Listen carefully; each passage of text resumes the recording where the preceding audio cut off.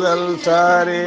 ɓiɓɓe fulɓe andu diine maɗa fedde heblo sukaɓe africa weltare tv takusana yoni to guidimaga to gorgolo to brakna to trarza to asaba to trisémour to hoddela sharqi to hoddela garbi to adarar to inchiri to taganta ko on takusan juula ha e nder galle ceerno ndiaye ha baro to dakleta Nouadhibou ha to galle ceerno Abdourahmane Dia to peka 8 nokshode ko taari ɗum kala ene jeeya e gaddiɗi kabaruji men to leydi Mauritanie ko fodde temedde jeeɗiɗo taw ko ɗanniyankoɓe ɗanne suuɗori wonnoɓe fodde laaɗi jeeɗiɗi kañumen tigui paaba e nder maaje kadɗeɗe Nouadhibou hewɓe noon mbasi pittadi men oɗo saaha joni fodde 15 goski fuɗɗima ƴengtinede 12 e mabɓe ko tampuɓe ne antiri nder cuuɗi cafriɗi goskiji kewɗi koron kaɓe yitede jilawne jokki to leydi Sénégal Macky Sall hoorejo gendi Sénégal o caggal kay nde o waɗi limogé gardinoɗo Sénat woni tigui commission électorale nationale autonome o dendagal yaadiɓe mum kala o waɗi limogé oɗo saaha joni noon o suɓima gardiɗo kesso suud catal ngal wondude e gollidiɓe mum to leydi Mali école dendagal école aji privé tawateɗi nder leydi Mali kamɓe kala noon ɓe erima altine janggo koɓe natoɓe tikkere hofgo juuɗe fuddoto noon ko altine janggo jeegom ha aljuma 10 lewru novembre hollidde kaya mette mabɓe e namdade haqeji mabɓe to leydi kedde Afrique man kettoroɓe ɗo musidɗo men Alassane Oumar Mbodj habaruji men jolam jaɓeri ma jaaha to leydi Russie to leydi Philippines to leydi Palestine Israël ha to leydi Ukraine bisimilla mon e ketki hotondirte joni piren pacciren.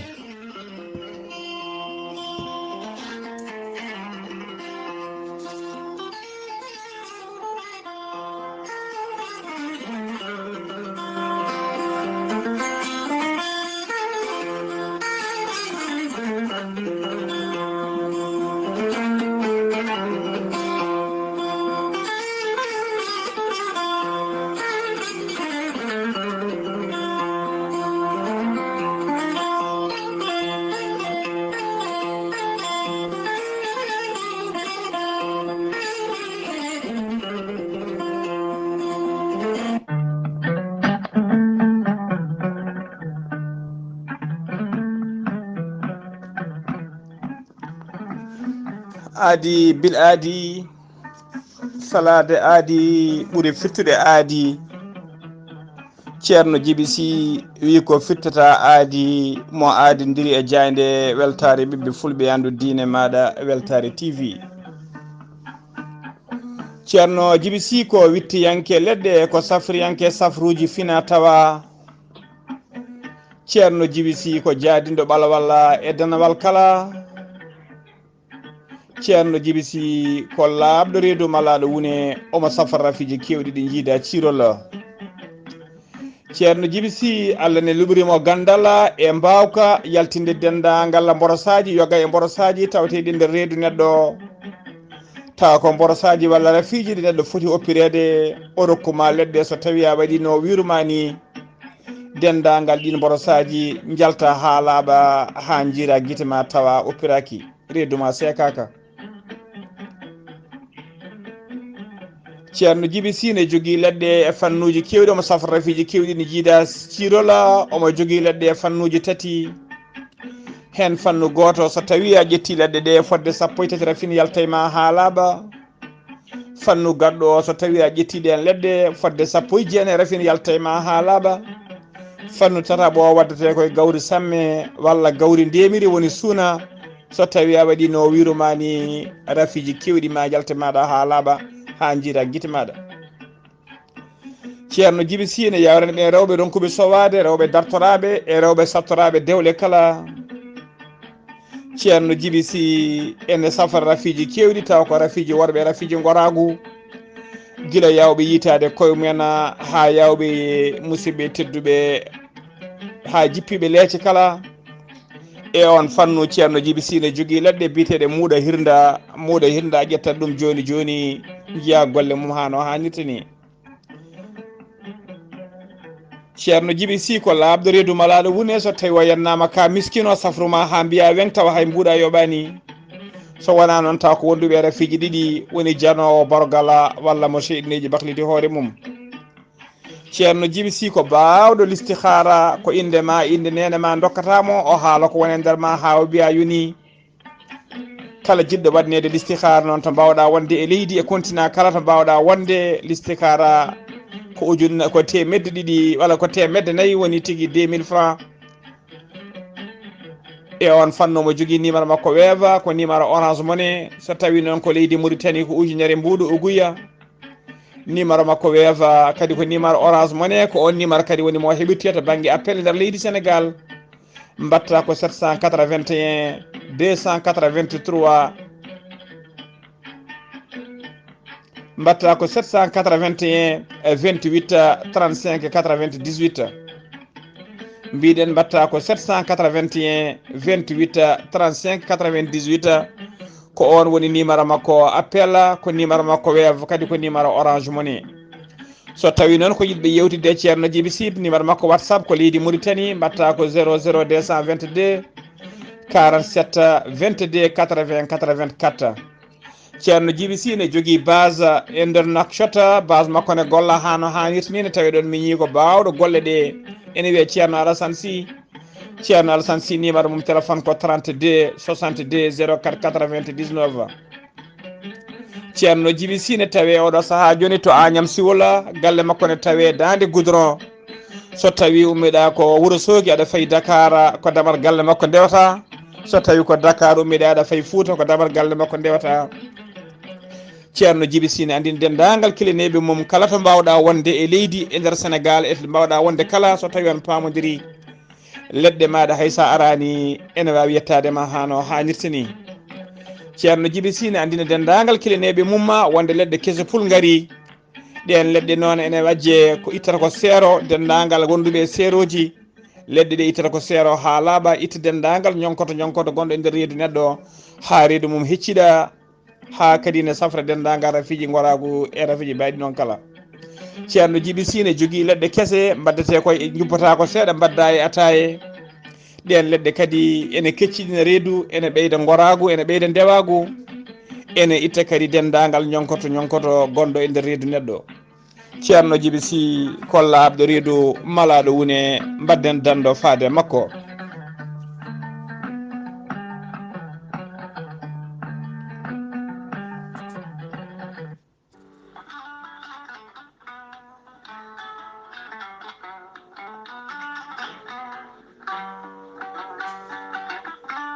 gorel te ko haako moƴƴo iwru ko tokkore dinnooro ari ko wallude e safrude haa moñi kala yiito heen hoore muɗuma gorel te ala effet ala rewam a ittat ko jamireɗa mbaɗa e ndiyam ngulɗam aɗa yara aɗa yiito cellal ɓanndu maɗa heewɓe hutortoɓe gorel te kolliti gila tan ɓami yarde gorel te dañi heen aafiya mawɗo no feewi heewɓe heen fonnoɓe oppirade yogay ñabboji woni heen wurno ko poɗɗe kono hannde o ɓe mbi'i alhamdulillah gorel te ene safra yogay ñabboji jangtaɗi eɗi jangtaka kala an joguiɗo AVC jogui cardiaque ƴiƴam dogata e ɓandu mum ɓandu wuleur jaaɗoru janowo joguiɗo diabete yogay ñabbuji goɗɗi kala sa jokkodire gorel te ma wi alhamdulillah sa yiɗi andude ko jangta e gorel te jahata koto site mabɓe internet mbaɗa www point gorelte point com ma jangan hoorema kala sa yiɗi jokkodirde e tongoɗe gorel te so tawi kotori sa tol gonɗa to galle ceerno Yahya Ba mbatta ko 77 780 30 85 so tawi noon gonɗa koto wuuro teddungo Madina Gounas Amadou Sambalo ha to Tambakala 78 119 00 65 so tawi gonɗa koto Galoya e ko taari ɗum kala jokkodirta koye Aissata Touré mbatta ko 77 218 09 98 so tawi noon gonɗa koto aslem jokkodirta koye mamadde moya mbatta ko 78 289 03 90 so tawi noon gonɗa koto Pikine jokkodirta koye Amadou Isman Ndiaya mbatta ko 77 426 68 04 so tawi noon gonɗa koto Guédiawaye jokkodirta koye ceerno Saliou mbatta ko 77 288 51 80 so tawi noon gonɗa koto leydi France jokkodirta koye Haruna Gayda mbatta ko 06 50 99 64 43 musidɓe tedduɓe gorelte e jeese men eɗen daña jaam. Kettode kaburuji mon e ɗemngal pulaar. Afrique, Asie, Europe, Amérique, Moyen-Orient, Océanie. jam ñalle mon musidɓe tedduɓe eɗen gone dewo joya lewru jolal hitande ujunnaji ɗiɗi e nogas e tati aletta nogas lewru dewo mawlude hitande ujunere temedde nayyi e capanɗe nayyi e joyyi caggal fergonelaɗo men sallllahu alayhi wa sallam habaruji mon e ɗemgal pular e sawta he ko musidɗo mon sehli moon Ghalii Abuu to karallagal ha mbawon yiide en to banggue nata e ɓosoje ko miñi men sehli men Saydou Abouba hono mbirɗen e gardidi kabaruji men koto leydi Mauritanie pudotɗen ministre du commerce woni jaagogal kalfinangal ko fati njulagu ɓe kolliri tigui ñande aljuma ɓennuɗo o wonde équipe aji contrôle taw équipe aji contrôle yahoɓe e nder jeekay ɓe mbawi contrôle de e nder jeehe e nder lewru octobre maynulu e nder ndu lewru woturu ɓe kolliri tigui wonde ɓe teeɓima capanɗe jeeɗiɗi tonnes taw ko marchandise uji cuytuɗi eɗi appu mumen gasi e nder jeeha tawi tawi ɗum koye juuɗe commerçant ji ɓe nundani o holliri kadi e nder lewru octobre ndu ɓe tawi tigui dendagal jeeheɗe kala ko fati légume aji ko fati fruit ji kala ene tawe jeehe hano hannirta ni kadi cogguji ɗi woni prix ji ɗi ɓeydaki ne darti kay hano hannirta ni ɓe kolliri kadi e nder lewru octobre ndu wonde équipe aji taw ko protection des consommateurs et de répression des fraudes mbaɗi tigui fodde temedde nayyi e nogas visite e nder jeehe ɓe mbaɗi hen ujunnaji ɗiɗi e temedere sappo e joyyi inspection e nder magasin aji e nder abattoir uji woni tigui to dabeje kirsete e nder complexe uji commerce uji wondude e nder restaurant ji ɓe tawi hen noon fodde temedde joyyi e capantati e joyyi infraction hen temedere e nogas e joyyi infraction ko wasde ɓayyinde kaya cogguji wasde windude prix ji e gueɗe ɗe yeyata ɗe kay hen temedere capanɗe nayyi e jeenayyi hen temedere capanɗe jeenayyi e nayyi infraction ko wasde kay ko wasde tawrede facture aji hen capanɗe jeegom e joyyi infraction ko wadde monopole e spéculation des prix temedere capanɗe joyyi e goho ko tawede kay pour tawrede produit ji ɗi appu mumen gasi e produit ji cuytuɗi temedere capanɗe nayyi ko yimɓe kay wullitiɓe woni réclamation ngaji yimɓe wullitinoɓe wonde coodi ko moƴƴani ko nandi hen ɓe kolliri kadi e nder lewru mawdu ndu capanɗe jeenayyi e jeetati magasin ɓe mbawi uddude ɗumen caggal nde ɗin magasin aji udda jooma ɗiɗon magasin uji mbawi yaade kay to trésor public yobde toon kanji foof noon e caggal nde ɓe jooɓi ɓe udditama hano hannirta ni capanɗe jeeɗiɗi tonnes marchandise ɗi happuji mumen gasi ko ɗum tigui woni koɓe teeɓi e juuɗe commerçant ji ɗi nundani ɓe kolliri kadi fodde temedde jeegom magasin ɓe mbawi nadde hen wadde sensibilisation famminde jomumen kayno jomumen poti gollorade tawa koye dow lawol ha joni ko leydi Mauritanie keddoɗen galle lamorgo ɓayyini ñande aljuma ɓennuɗo ɗo o wonde kay kabaru wonde cikko hoorejo landa wiyete ka tawassula taw ko biyeteɗo Habib Mouhadda Hmeydet o subama o waɗama membre du comité directeur de la commission nationale indépendante woni CENI o jeeyama tigui e membre ko direction donc men ko tigi comité directeur ciatala seni halfinabe ko fati e sungoji e ndara leydi Mauritanie o lomti e poste he non ko bietenodo Moulay Moulay Mul Ibrahim non ko jaltunodo aduna gila lewru juillet 2023 caggal nde wanno malaise ko hen tigi wasno fittande mum ha joni ko leydi Mauritanie keddoɗen fedde wietende association des diplomates mauritanien ko feddere ndinde joma ko feddere ndin diplomate uji Mauritanie naɓe fedde nde noon suɓima yilirde mum woni bureau exécutif mumen aseta hankina ya lewru jolala hitande ujunnaji ɗiɗi e nogas e tati e nder Nouakchott lamorgo leydi Mauritanie ko biyeteɗo Adnan Salema Cheybani ko kañuma suɓa waɗa hoorejo fedde nde sungoji ɗi noon waɗi tigui koye nder jonde mabɓe ɓe jooɗi noon taw ko jonde wattore jeeɗiɓi walla session de l'assemblée général fedde nde dendagal terɗe bureau woni yilirde nde kala ɓe cuɓima ɗum hano hannirtini Wula Cheybani noon holliri e nder discours mum ko gadano wonde kay mawo golloda e équipe makko o kala don yilirde nde ma wawa gollodade e mum ha fedde nde wawa tigui hebde yettade fandare mum hano hannirtani ha joni ko leydi Mauritanie keddoɗen jagorgal leydi Mauritanie kalfinaɗo ko fate faggudu woni ministre de l'économie hono biteɗo Abdessalam Wula Mohamed Saleh o joddima ñande aljuma ɓennuɗo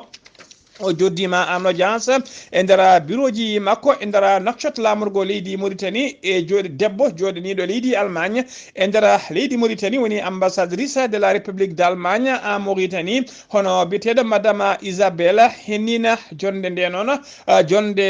noon wonno tigui wonno muuji jonde nde noon wonno ko ñande aljuma ɓennuɗo ɓe jewtiji ko heewi noon ko fati ka e yidde ñastade cihilagal hakkude leydi ɗiɗi hakkude leydi Mauritanie e leydi Allemagne ha tenti noon e banggue développement économique ha joni ko leydi Mauritanie keddoɗen ñande aljuma ɓennuɗo ko auto gendarmeɓe waɗi accident e nder région motrice Zemmour accident o waɗi ko sara wuuro wiyetego Esfariat ene tawe temedde ɗiɗi e nogas kilométre banggue rewɓaji funnague wuuro Zoyrat caggal nde ɓe mbaɗi accident noon mbiɗen ɓen gañiɓe hen ko auto guetegal kayne ɓe gadda ha to Zoyrat ko ɗon tigui avion militaire e yamirore jagogal kalfinangal ko fate défense kañuma tigui yamiri e jaɓi tigui avion militaire ittoɓe kay toon to Zoyrat addaɓe e Nouakchott e mbadi évacuation kamɓe noon ko gendarmeɓe tato gonno e auto baɗɗo accident o ɓe ummino tigui ko caggal nde ɓe gayni mission mabɓe e nder eɓe jeeyi mission mabɓe eɓe paati to wuuro Zoyrat ko tawi kadi ɓe umurno ko wuuro witego Chegat ene tawe sara kerol hakkude leydi Mauritanie e leydi Algérie ko gansaga ɓe mbanno accident o ha joni ko leydi Mauritanie keddoɗen to Nouadhibou fodde sappo e joyi goski ko foof taw foof ko Sénégal naɓe ko fuɗɗi tigui awede ƴengtinede nder maaje kadɗe ɗe Nouadhibou fodde temedde jeeɗiɗo wonɓe pabama hen tawi ko to Nouadhibou ɓe tawi eɓe tawe joni e oɗo saaha joni e nder Nouadhibou ɓe gonnon noon koye laaɗe jeeɗiɗi ɗen laaɗe jeeɗiɗi kala ummono tigui koye nder leydi Sénégal walla e majje ummi ko guila nogas e joyi e lewru mayno ndu walla e majje kadi koye tati lewru novembre jolala gonɗe ɗo ɗi ummino to Sénégal ɗi hen ummini koto wuttu nokku biteɗo Kamfountine walla to nokku biteɗo Bargny ene waɗe majji ummide to Joala ha to Lampoal foof kamɓe kala noon e oɗo saaha joni kamɓe temedde jeeɗiɗo fuɗɗiɓe yitede ɓen eɓe tawe tigui e nder Nouadhibou ene taw kadi ko yinnoɓe wadde ɗanne suuɗaru woni clandestin ɗanne suuɗa woni clandestin on hono Moulay Abbas Bala ko consul honoraire mo leydi Sénégal e nder Nouadhibou o holliri tigui e ɗum hulɓini no fewi o wi fodde temedde jeeɗiɗo migrant ta foof ko Sénégal naɓe ne tawe juuɗe mabɓe fodde sappo joyiya goski ko fuɗɗi ƴengtinede jiilaw ne jokki kay saabu mayɓe hewɓe keddi mayɓe hewɓe wonɓe ne keddi tigui e nder cuwatawo yitede o holliri kadi fodde sappo e ɗiɗi neɗɗo taw koɓe cellani tampuɓe ne fewi nana antiri e oɗo saaha joni e nder cuuɗi cafriɗi ɗi Nouadhibou o waɗi appel de détresse noon faade laamu leydi Sénégal ko ɓuuri yawde e yaccade nde mbawat tigui faabade ɓeɗo mbawat tigui nawtede ko ɓuuri yawde e yaccade e nder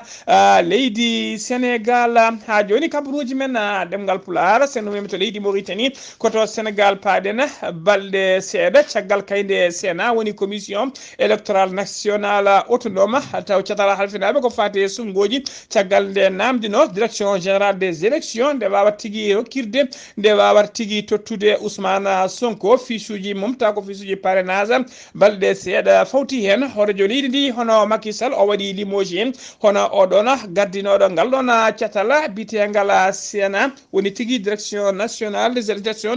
nationales autonome o waɗama limoji kanko e dendagal sappo e ɗiɗo kanko e dendagal bureau makko ngo foof woni koɓe kamɓe fof koɓe sappo e ɗiɗo kamɓe kala ɓe mbaɗama limoji en tawi ko par décret mo horejo leydi ndi siifi o waɗi ɓe limoji noon ko décret numéro 2023-2150 du 3 novembre 2023 terde kese cuɓama e oɗata ko bureau seeso suɓama tigui ardiɓe walla tambiɓe ngal ɗon catala bitegal Sénat ko Abdoulaye Sylla inspecteur général d'état à la retraite ko kañuma suɓa e oɗo saaha joni ko kañuma woni président Sénat so tawi ko cukko makko ko biteɗo Dari Touré on ko magistrat kañumne ko à la retraite jaaɗo retraite mum kañuma woni cukko makko ma en garte yilirde walla ma en garte sappo e ɗiɗi inde sappo e ɗiɗo suɓaɓe oɗo saaha joni ardinaɓe ngal ɗon catala bitegal Sénat ha joni ko leydi Sénégal kettoɗen accident musɗo waɗi e dow lawol hakkude Bambilor e Rufisque yimɓe leegal keɗigal leegal bitegal Kiri Kaw to Bambilor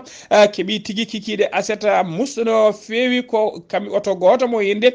Dacia kañuma felɓodiri e camion goto dimdunoɗo bagage uji accident o no waɗi yimɓe jeegomo wasɓe hen pittali mumen e nder ɓen jeegomo mayɓe hen nayo ko rewɓe wondude cukalel dewel gotel kamɓe rewɓe nayoɓe cukalel dewel maguel foof kamɓe kala ko leegal gotal ɓe jeeyda e nder kamɓe foof ɓe jeeyda koye leegal gotal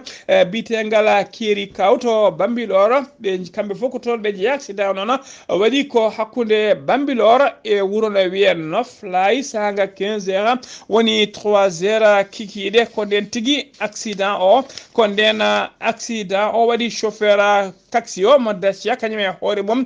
barmino hen wasi fittani mum caggal kay nde ronno ene nawe tigui e juuɗe safari ɗon paami bilan ko mayɓe jeegomo ko koninkoɓe faabo ɗon kañumen gaari ɗon ƴettiɗon ɗon dendagal goskiji ɗi kala jayde weltare TV ina nelda duwawuji mum faade dendagal Bambilor kala nde Allah yurmoto mayɓe yafoɓe harnaɓe arjanna kamɓe mayɓe julɓe kala allahumma amina ha joni ko leydi Sénégal keddoɗen par décret cifal ñande aljuma ɓennuɗo Macky Sall horejo leydi ndi o suɓima sappo e ɗiɗo neɗɗo taw ko tergal sappo e ɗiɗo neɗɗo wonɓe terɗe kay ardiɓe ardinaɓe oɗo saaha joni ngal ɗo catala bitegal Sénat woni commission électorale nationale autonome ko ɓeɗo sappo e ɗiɗo noon woni suɓaɓe ko ɓen sappo e ɗiɗo noon woni suɓa tawi kadi ko manda mabɓe ko nder duuɓi jeegom manda mabɓe ko duuɓi jeegom ko guila aljuma ɓennuɗo tati lewru jolal ko guila nden manda mabɓe fuɗɗi koni tigui inde mabɓe lolori hono Abdoulaye Sylla kanti kañum tigui woni président catal ngal biteɗo Cheikh Awa Bal Fall inspecteur à la retraite ne tawe hen wondude goɗɗo ne wiye Dari Touré ko magistrat à la retraite pattowo nayoɓo ko Serigne Amadou Ndiaye ko professeur université à la retraite wondude e battowo joyaɓo ene wiye madame Aminata Fall Niang on ko professeur université jeegomo noon ne wiye madame Ndeya Rukiya ko jaydiyanke wondude battowo jeeɗiɗi ko Cheikh Tidiane Ndoye ko administrateur civil à la retraite battowo jeetati ko Léopold Wade ko administrateur civil à la retraite battowo jeenayyi ko Mamadou Mariam Diallo ko commissaire des polices à la retraite battowo sappo o ene wiye Mamadou Bokara Niana ko enseignant jangguinowo battowo sappo e goho ne wiye Aissata Sow ko notaire battowo sappo e ɗiɗi ko Fatou Kiné Diop ko conseillère en décentralisation ko ɓeɗo sappo e ɗiɗo cuuɓa e oɗo saaha joni kañumen gaddina ngal ɗo catala bitegal Sénat caggal kay nde horejo leydi ɗi siifi décret wonde kay waɗi limoji e gardinoɗo catal ngal e dendagal gollidiɓe mum kala ha joni ko leydi Sénégal keddoɗen combat mawɗo no fewi taw ko combat mbiriji tijjaɗo kay kene wona joni duuɓi joyyi ine ɗamina ma wat aleda hande joyya lewru jolal hitande ujunnaji ɗiɗi e nogas e tati combat o noon ko hakkude mbiriji ɗiɗi dowluɓe no fewi ono oɗo biteɗo Ama Baldé hondude e modulo combat waɗata koto arène nationale mo Pikine mbiri parcelle mo asenena hono modulo ma fomnodir kaye e mbiri taw ko ɓi falay Baldé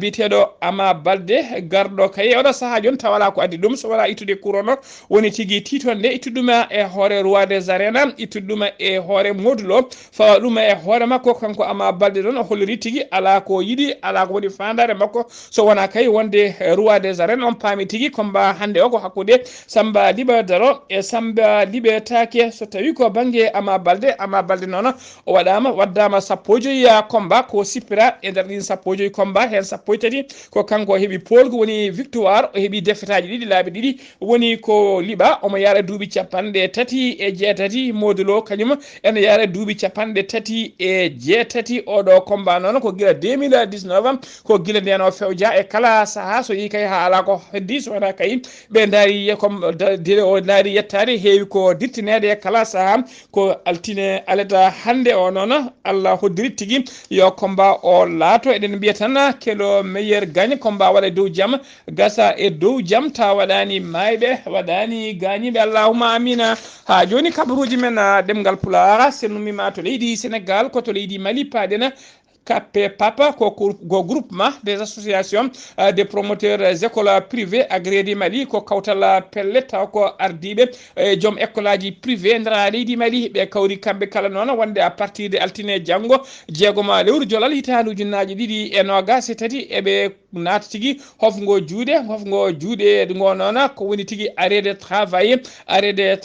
ɓe tuggu ɗum noon ko tuggu ñande altine janggo o jeegom ha tigui alet an tigui ha ñande aljuma sappo lewru novembre woni jolal gonɗen ɗo e ɗum hawra noon fodde temedere nogas waktu taw ko waktuji ponnoɗi jangguinede maɓe kofa juuɗe ɓe ƴetti noon ɓe ƴetti ndeɗon feere noon koye nder jonde mabɓe ɓe jooɗino to assemblée mabɓe extraordinaire ɓe jooɗino aseta hankilayi lewru jolal 2023 to bibliothèque nationale tawateɗo to ACI 2000 eɓe eri noon dendagal école aji privé kala tawateɗi école aji privé kala nde kofata juuɗe mumen altine janggo jeegom jolal ha aljuma sappo lewru jolal goni 2023 nder jokuli leydi Mali kala ɓe namdi noon ko yo laamu ngu waw yobdeɓe kay dendagal féréji scolaire wawa kadi hebde ko wiyete demi bourse hitade 2022 2023 ha joni ko leydi Mali keddoɗen CMC woni tigui conseil national des chargeurs du Mali ɓe jaɓɓima ɓe joddima ñande aljuma ɓennuɗo e délégation mawɗo no fewi taw ko délégation alport mo Conakry e nder ɓe joddi mabɓe noon ko nder Bamako wonno mujibu jonde nde noon ko yidde kay ɓeydude jokkodiral e gollodiral moƴƴal hakkude alport mo Conakry hakkude mum e jooma ngaluji e laamu leydi Mali beele kay eɓe ɓeydo ƴellitade hano hannirta ndi e nder kaggulaɗi woni tigui e nder port mo Conakry e nder port mo Conakry ardi sete alport Conakry noon ko biteɗo Moustapha Levant Adadi woni coordinateur Afrique al bayraka kañum addi oɗon sete o jaɓɓiɓe noon jaɓɓiɓe bismiɓe nder Bamako ko hoorejo CMC woni conseil malien de chargeur hono biteɗo kisma ɓurɗo lollude ba kisima silla kañum jaɓɓiɓe noon e nder Bamako lamorgo leydi Mali ha joni ko leydi Mali keddoɗen fama woni forces armées malien ɓe ɓaƴini communiqué aseta hankiyo hollirde kay wonde ɓe jokki wadde opération ngaji mabɓe riwtude haɓade e riwtude ɓen seɓɓitiɓe e wadde sécurisé leydi ndi hano hannirta ni ɓe kolliri aseda hanki noon nayya lewru jolal hitande ujunnaje ɗiɗi e nogas e tati ɓe mbaɗi opération mawɗo no fewi e nder secteur Guédek e nder sawe nder cercle mo Bourem e nder cercle mo Bourem ɓe kolliri ɓe nangui hewɓe taw ko tumaɓe ko terroriste en ɓe keptiniɓe pétalaji e kuure kewɗe no fewi ɓe jiiti kadi dépôt arma woni to pétalaji moftete ɓe jiiti kadi nokku to bomboje artisanal woni pitti toji e kala saaha tufateɗe e laabi to pewnete ɓe mbawi tigui yitude on nokku ɓe kolliri kadi e nder opération moɓe mbaddino e dadiɓe leydi Burkina Faso tawi ko opération moɓe indini Kapidou ɓe moɓe mbaddi e nder hakkude Mali Bali ɓe mbawi tigui teɓade e warde aseda hanki o nayya lewru jolay hitande ujunnaje ɗiɗi e nogas e tati ɓe mbaɗi terroriste uji kewɗi no fewi e nder secteur Bayi ene tawe nder cercle mo Bankassa ha joni kabaruji men ɗemgal pulaar kedde Afrique may jabbo musidɗo men e seydi men Alassane Oumar Mbodj assalamu aleykum wa rahmatullahi wa barakatuh.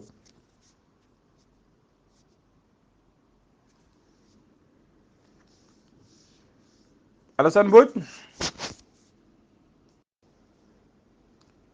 kedde Afrique eɗen ponno jaɓɓade musidɗo men Alassane Oumar Mbodj gorko mo Sara Ndogu kono en donki hebde élément o taw ko caɗele tigui caɗele banggue karallagal ɗum noon en ñaguima hen yafuya ɗo e kabaruji ɗi gasde so tawi hawre welede Allah ne wawi gartene oɗon élément ko wona ɗum ko noon ñagama hen yafuya ko adi noon keɗen jalta dongre Afrique ha laaɓa jeeɗa ha to Ziguinchor ciftenen musidɗo men sehli men hono tigui biyetenoɗo hono tigui biyetenoɗo hono musidɗo men sehli men to Ziguinchor hono biyeteɗo monsieur Kébé toon tigui biyetenoɗo monsieur Kébé nde Allah yurmotomo yaafo Amadou Isaga Kébé nde Allah yurmotomo yaafomo harnamo aljanna kanko e dendagal mayɓe julɓe kala allahumma amina.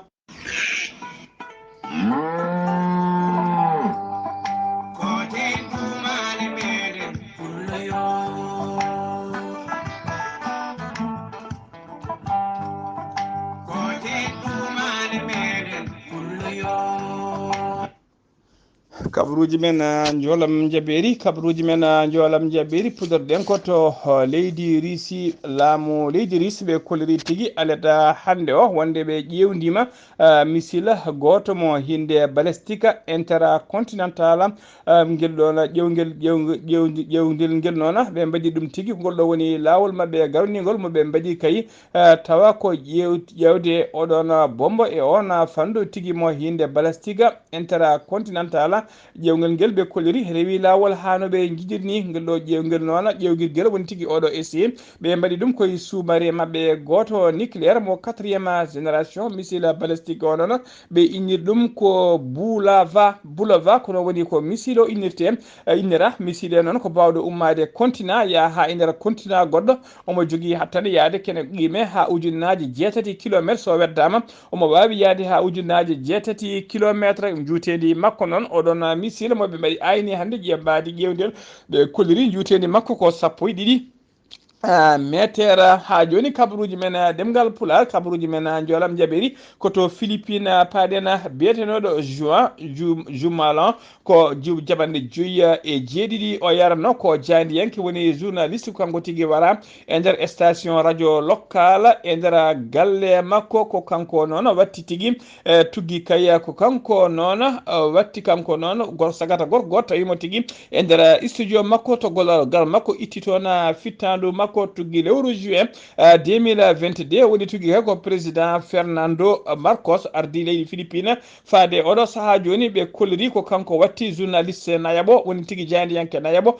baraɗo e nder leydi Philippine dendagal jandiyankoɓe noon mbaɗi tigui pelle mumen ɓe mbaɗi erago faade horejo leydi faade laamu ngu tigui nde ɗum ɗo dokkoto nde kay e kala saaha nde jandiyankoɓe mbartede ɗum dokkoto ha laaɓa e nder leydi he ha joni kabaruji men ɗemngal pulaar to leydi Palestine koninkoɓe ɓe leydi Israël ɓe mbaɗi bombardé camp réfugié goto tawateɗo to wuuro bitego tawateɗo nokku biteɗo magazi noon ene tawe e nder Gaza ko famɗi kala noon ɓe mbaɗi fodde 3 neɗɗo wasi hen fittade muma yimɓe hewɓe wodɓe mbarmi hen Hamas fedde Hamas noon ɓe kolliri kamɓene ɓe dartini dendagal ko wiyete évacuation woni tigui ɓe udditino damal falantere beele kay dendagal ɓen witeɓe hoɓɓe woni national étranger ji walla ɓen witeɓe binationaux woni tigui binationaux woni tigui joguiɓe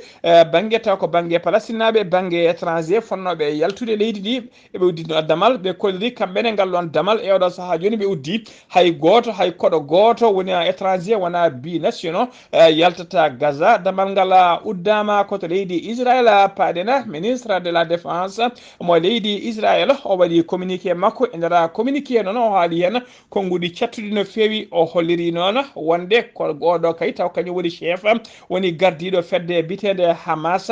tawateɗo e oɗo saaha joni nder Gaza o holliri kala to o wawi wonde so wawi suuɗade e nder Gaza kala mabɓe mbawa yiilademo haaɓe jiitamo ɓe itta fittandu makko so wona ɗum jamma heɓetake koto leydi Ukraine paɗen toon udditen kabaruji men aseta hanki o laamu leydi Ukraine holliri tigui wonde ɓe bombardi ɓe mbaɗi bombardement mabɓe e nder chantier naval goto mo leydi Russie tawateɗo e nder Crimée to port woni kaggol hollade mo kerce ko communiqué mo laamu leydi Ukraine waɗi musidɓe tedduɓe gasi ha laaɓi cer ko ɗum ɗo wonno komin tongan noon habruji men ɗemgal pulaar e sawta he ko musidɗo mon sehil mon Ghalii Abuu to karallagal ha mbawan yiden to banggue nete e ɓosoje ko Saydou Abou Ba kedde Afrique fonno wadde ko musidɗo men hono Alassane Oumar Mbodj kono élément o en donki hebde ɗum ketki malaki jaam yo jaam Allah jogomi jogo on